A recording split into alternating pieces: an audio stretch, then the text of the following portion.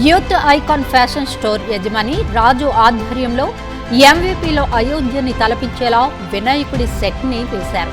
విభిన్నంగా ఆలోచించడంలో రాజు ఎప్పుడూ ముందుంటారు. గత ఏడాది చాక్లెట్ వినాయకుడిని చేసిన సంగతి తెలిసిందే. అలాగే వీరు పలు సేవా కార్యక్రమాలు చేయడంలో ముందుంటారు. వారి ఫ్యాషన్ స్టోర్లో యూత్ కోసం ఎన్నో కొత్త డిజైన్ డ్రెస్లని అందుబాటులో ఉంచడం వీరి ప్రత్యేకత. అదేవిధంగా ట్రెండీగా ఆలోచించి ఈ అయోధ్య సెట్ని బాల వినాయకుడిని ప్రజల సందర్శన కోసం ఏర్పాటు చేశారు. Welcome to VST news. నేను మహాలక్ష్మి. ఈరోజు మనం విశాఖలోని ఇక్కడ వినాయక చవితి సందర్భంగా వేసిన ఒక సెట్లో ఉన్నాం. ఈ సెట్ ఏంటంటే అయోధ్య నమూనాతో పోల్చినట్టుగా చూస్తే అక్కడ అయోధ్య నమూనాతో ఇక్కడ మొత్తం నిర్మించడం అయితే జరిగింది. విగ్రహాన్ని కూడా వినాయకుడి విగ్రహాన్ని కూడా శ్రీకృష్ణుని నమూనాగా నీలం కలర్తో వేసి 50 అడుగుల విగ్రహాన్ని ఇక్కడ పెట్టారు. సో మనం ఇక్కడ బయట ఉన్నాము. ముందు లోపలికి వెళ్ళి ఎలా ఉందో విగ్రహం మిగతా వివరాలు చూద్దాం రండి.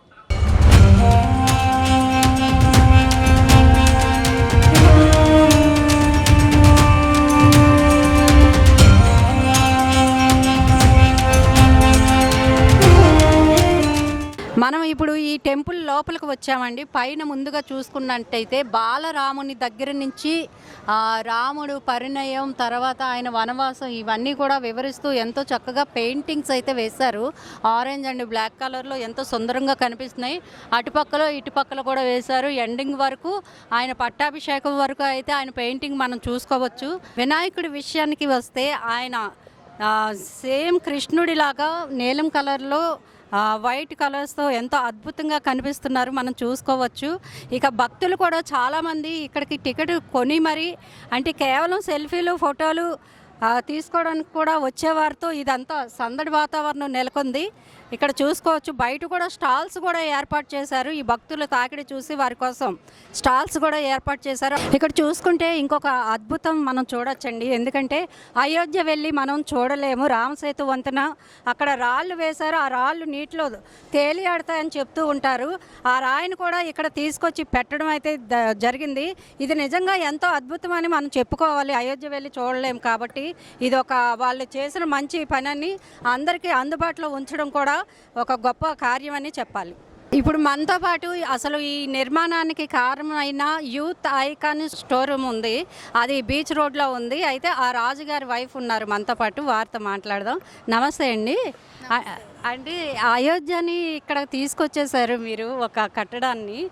ఎలా అనిపిస్తుందో, అసలు ఎవరు ఇన్స్పిరేషను ఇది చెయ్యాలని ఎప్పుడు అనిపించింది? అందరికీ నమస్కారం అండి.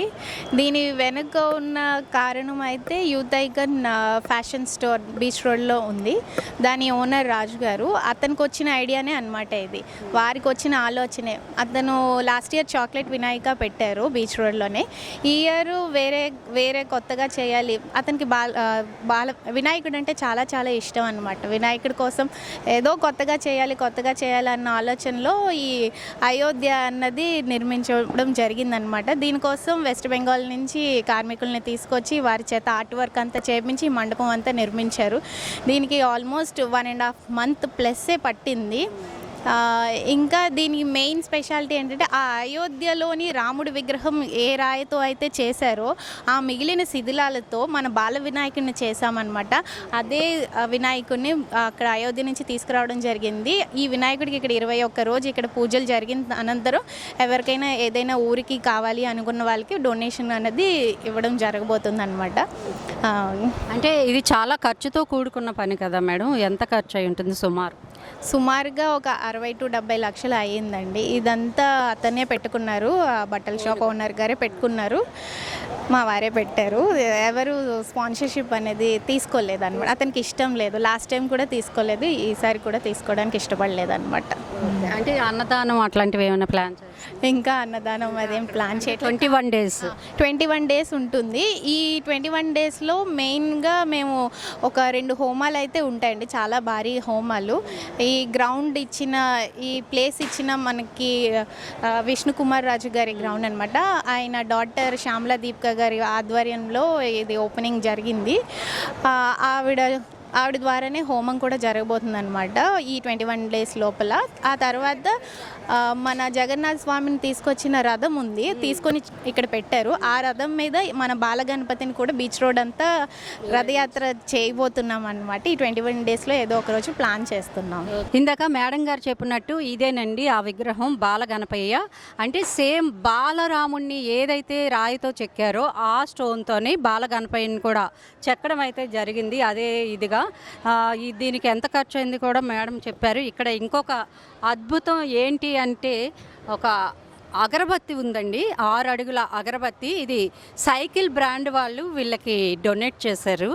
ఈ అగరబత్తి కూడా ఒక ఆకర్షణగా ఉంది. ఇక్కడ చాలా ఉన్నాయండి, మనం చూడటానికి సింపుల్గా ఉన్న అయోధ్య నుంచి స్టోన్ని తెచ్చారు. అగరబత్తి అక్కడ బాలరాముడికి ఏదైతే వాళ్ళు సేమ్ స్టోన్తో ఏదైతే చెక్కారో ఆ విగ్రహాన్ని అదే స్టోన్తో ఈ బాల గణపతిని కూడా చెక్కడం అయితే జరిగింది. ఇలా ఎన్నో ప్రత్యేకతలు ఈ అయోధ్య ప్యాలెస్లో మనం చూసుకోవచ్చు. ఎంతో థ్రిల్లింగ్గా కూడా ఫీల్ అవ్వచ్చు. ఎందుకంటే అయోధ్య మనం ఎట్లాగో వెళ్ళలేం కాబట్టి చూడచక్కని దృశ్యాలన్నీ ఇక్కడ మనకి కనువిందుగా, అంటే మనసు కూడా ఎంతో హ్యాపీగా అనిపించేటట్టు వీరు అన్ని ఏర్పాట్లు, భక్తులకు కూడా ఎటువంటి అసౌకర్యాలు కలగకుండా అన్ని ఏర్పాట్లను కూడా ఎంతో నీట్గా చేశారు. చాలా ప్లేస్ కూడా పెద్ద ప్లేస్లో దీన్ని నిర్మించడం అయితే జరిగింది. Birth of the Rama to the ending of the Ramayana, the story was built very nicely. వైజాగ్లో ఎవరు చేయలేదు ఇలాంటిది, చాలా బాగా చేశారు. బయట సెట్ మొత్తం ఎగ్జిబిషన్ లాగా బాగా చేశారు, చాలా బాగుంది. ఇక్కడ మనం చూసుకున్నట్టయితే స్టాల్స్ కూడా ఏర్పాటు చేశారు అతి తక్కువ ధరలో. ఇక్కడ మాడుగుల బెల్లం హల్వా, అట్లాగే లేడీస్ మాల్స్ కూడా పెట్టారు. 20 రూపాయలకి ఎన్ని ఐటమ్ అని చెప్పి. ఇంకా పిల్లలు ఆడుకునే బొమ్మలు ఇవన్నీ కూడా ఇక్కడ మనం చూసుకోవచ్చు. పిల్లలు ఆడుకోవడానికి ఇక్కడ చిన్న ఎగ్జిబిషన్ కూడా పెట్టడం అయితే జరిగింది. మోటార్ సైకిళ్ళు, గుర్రం బొమ్మలు, జెయింట్ వీలు ఇవన్నీ కూడా మనకి ఇక్కడ కనిపిస్తూ ఉన్నాయి. ఇక్కడ మనం ఎంట్రన్స్లోనే ఇక్కడ రాముడి బొమ్మ అయితే చూసుకోవచ్చు. ఎంతో చూడముచ్చటగా ఆకర్షణీయంగా మంచి రంగులతో పాటు నింపేశారు ఈ విగ్రహాన్ని. ఇవండి ఇవాల్టి మన అయోధ్య గణపతి గురించిన విశేషాలు. మరిన్ని మంచి గణపతులు అలాగే అద్భుతమైన గణపతులతో మీ ముందుకు వస్తాం. కెమెరామెన్ రెడ్డి గారితో మహాలక్ష్మి. చూస్తూనే ఉండండి VST న్యూస్.